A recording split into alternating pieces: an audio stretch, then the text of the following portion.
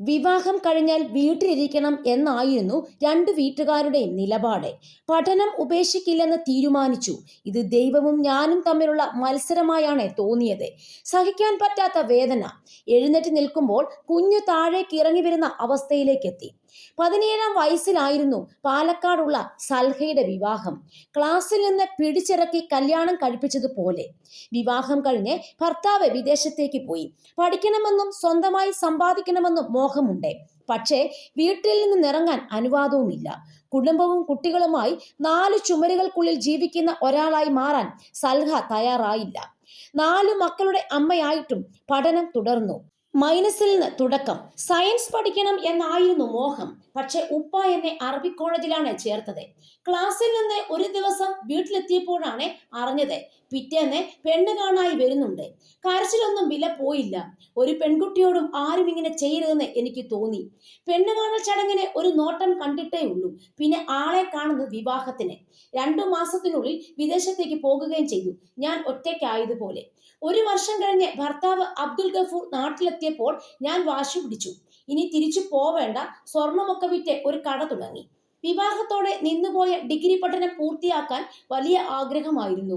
ജോലിക്ക് വിടില്ലെങ്കിലും സർട്ടിഫിക്കറ്റ് കാണുമ്പോഴുള്ള സന്തോഷം കിട്ടുമല്ലോ. പക്ഷേ വീടിന് പുറത്തുപോയി പഠിക്കുന്നതിനോടെ 2 വീട്ടിലും എതിർപ്പ്. ഭർത്താവിനെ സോപ്പിട്ട് ആഴ്ചയിൽ 2 ദിവസം ക്ലാസ്സിന് പോകാനുള്ള അനുവാദം വാങ്ങി. 7 മാസം ഗർഭിണിയായിരിക്കുമ്പോഴാണ് 1-ാം വർഷ പരീക്ഷ എഴുതിയത്. പക്ഷേ 2-ാം വർഷം അത് നടന്നില്ല. എല്ലാ ദിവസവും ക്ലാസ്സിലെത്തണമെന്ന് പ്രിൻസിപ്പൽ നിർബന്ധം പിടിച്ചു. അതോടെ പഠനം നിന്നു. 2-ാമത്തെ കുഞ്ഞ് ജനിച്ചു. മകൻ. ആരോഗ്യ പ്രശ്നത്തോടെയാണ് അവൻ ജനിച്ചത്. എന്ത് കുടിച്ചാലും ഛർദ്ദിക്കും. ഒരുപാട് ഡോക്ടർമാരെ കാണിച്ചെങ്കിലും രോഗം മാറിയത് ഒരു ഹോമിയോ ഡോക്ടറുടെ മരുന്ന് കഴിച്ചപ്പോഴാണ്. ആ ഡോക്ടറെ പോലെ ആകാൻ മോഹം തോന്നി.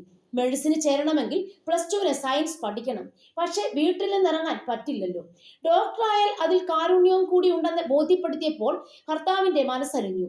അടുത്തുള്ള ട്യൂഷൻ അധ്യാപകനെ കണ്ട് എന്റെ അവസ്ഥ ബോധ്യപ്പെടുത്തി. അദ്ദേഹം എന്റെ സമയത്തിനനുസരിച്ച് ക്ലാസ് എടുക്കാൻ തയ്യാറായി. അങ്ങനെ രാവിലെ വീട്ടിലെ ജോലിയെല്ലാം തീർക്കും. മൂത്ത മകളെ LKGയിൽ ചേർത്തിരുന്നു. മകനെ എന്റെ വീട്ടിലാക്കി ക്ലാസ്സിലേക്ക് ഓടും. തിരിച്ചു വന്ന് വീട്ടിലെ ജോലികൾ. രാത്രിയിൽ പഠനം. റിസൾട്ട് വന്നു. 63% മാർക്കുണ്ടായിരുന്നു.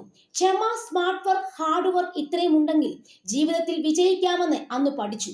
പക്ഷെ ലാഭം ഉടൻ കിട്ടുമെന്ന് കരുതരുത്. ദൈവം അത് നമുക്ക് സമ്മാനിക്കുമെന്ന് ഉറപ്പാണ്. വിവാഹം കഴിഞ്ഞാൽ വീട്ടിലിരിക്കണം എന്നായിരുന്നു 2 വീട്ടുകാരുടെ നിലപാട്.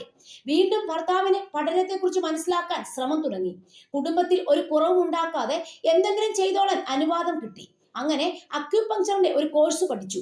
പക്ഷെ ഒരു ദിവസം എന്റെ വീട്ടുകാർ അത് കണ്ടുപിടിച്ചു. ബാപ്പ വന്ന് എന്നെ തല്ലി.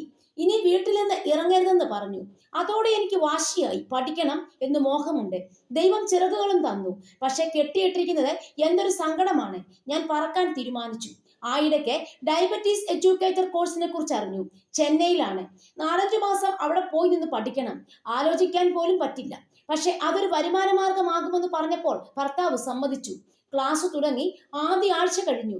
ദിവസങ്ങൾ കഴിയും തോറും എനിക്ക് ഭയങ്കര ക്ഷീണം. പ്രഗ്നൻസി ടെസ്റ്റ് ചെയ്തപ്പോൾ പോസിറ്റീവ്. ഒരു വലിയ സ്വപ്നത്തിനായി വന്നതാണ്. പക്ഷേ പഠനം ഉപേക്ഷിക്കില്ലെന്ന് തീരുമാനിച്ചു. ഇത് ദൈവവും ഞാനും തമ്മിലുള്ള മത്സരമായാണ് തോന്നിയത്. ഹോസ്റ്റൽ ഭക്ഷണത്തിനോട് പൊരുത്തപ്പെടാനായില്ല. ഇൻസ്റ്റിറ്റ്യൂട്ടിൽ താമസിക്കാനുള്ള അനുവാദം വാങ്ങി. വെറും തറയിൽ നിസ്കാര പായ വിരിച്ചാണ് ഞാൻ കിടന്നത്. കുട്ടികൾ എത്തുമ്പോഴേക്കും കുളിച്ച് റെഡിയാകും. ആ കോഴ്സ് എങ്ങനെയോ പൂർത്തിയാക്കി. അവസാന മാസങ്ങളിൽ എത്തിയപ്പോൾ 45 കിലോ ഉള്ള ഞാൻ 90 കിലോ ആയി. സഹിക്കാൻ പറ്റാത്ത വേദന. എഴുന്നേറ്റ് നിൽക്കുമ്പോൾ കുഞ്ഞു താഴേക്ക് ഇറങ്ങി വരുന്ന അവസ്ഥയിലേക്ക് എത്തി. അങ്ങനെ 3-ാമത്തെ മകൾ പിറന്നു. മോൾക്ക് 9 മാസം. 40 ലക്ഷം രൂപ ലോൺ എടുത്ത് വീട് വാങ്ങി. അതിനോട് ചേർന്ന് പ്രമേഹ രോഗികൾക്ക് മാർഗനിർദ്ദേശം നൽകാനായി ഒരു ക്ലിനിക്ക് തുടങ്ങാൻ തീരുമാനിച്ചു. അപ്പോഴാണ് എല്ലാ കണക്ക് കൂട്ടലുകളും തെറ്റിച്ച് ഞാൻ വീണ്ടും ഗർഭിണിയായത്. അത്ര സങ്കീർണമായിരുന്നു അവസാന പ്രസവം. മാസങ്ങളോളം ബെഡ് റെസ്റ്റും വേദനകളും അനുഭവിച്ചതാണ്.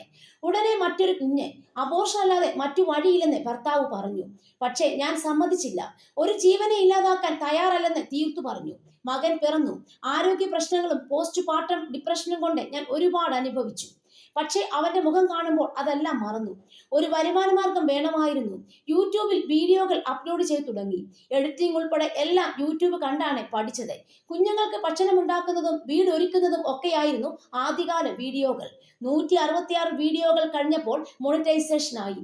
അപ്പോഴും കാര്യമായ പണം കിട്ടുന്നില്ല. പിന്നെ മാറ്റം വന്നു. ഇപ്പോൾ 4 ചാനലുണ്ട്, വരുമാനവുമുണ്ട്. പഴയ എന്നെക്കുറിച്ച് ഞാൻ ആലോചിക്കും. 4 ചുമരിനുള്ളിൽ ഇരുന്നെങ്കിൽ എന്താകുമായിരുന്നു അവസ്ഥ? എല്ലാ പ്രതിസന്ധിയും മറികടക്കാനുള്ള ശക്തി സ്ത്രീകൾക്ക് കൂടുതലാണ്. അത് തിരിച്ചറിഞ്ഞ് നമ്മുടെ സന്തോഷങ്ങളിലേക്ക് വഴി കണ്ടെത്തിയാൽ മതി.